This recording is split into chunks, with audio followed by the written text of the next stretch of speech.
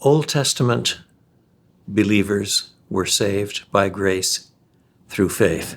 That is, by the grace of God, whom they trusted according to his own promises.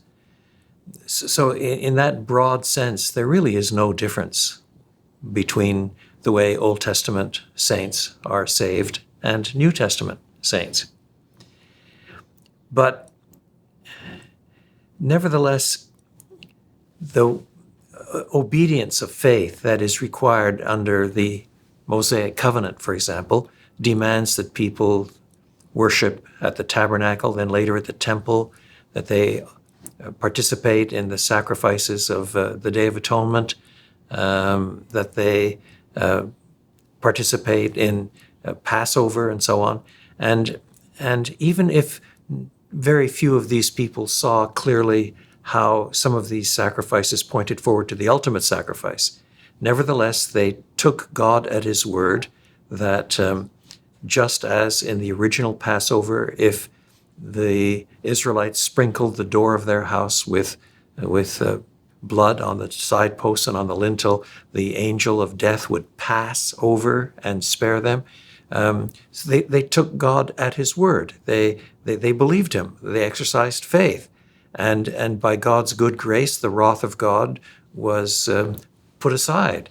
And thus by God's gracious arrangement of things, received by the faith of the individual and family Israelite units, they were spared.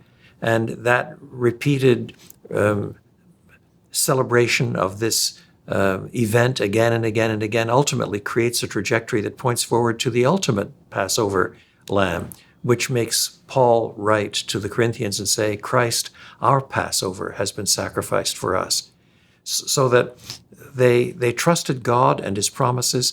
By the arrangement of God, the sins were dealt with, even if they did not see the whole arc as clearly as we can see it by looking back the other direction.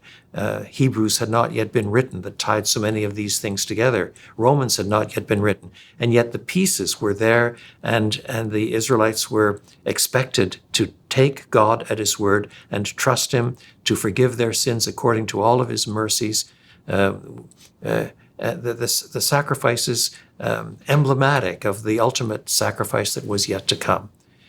So in that sense, believers in the Old Testament are saved by grace through faith, but we do see a lot more clearly how that works out in God's great redemptive plan that focuses finally on Christ.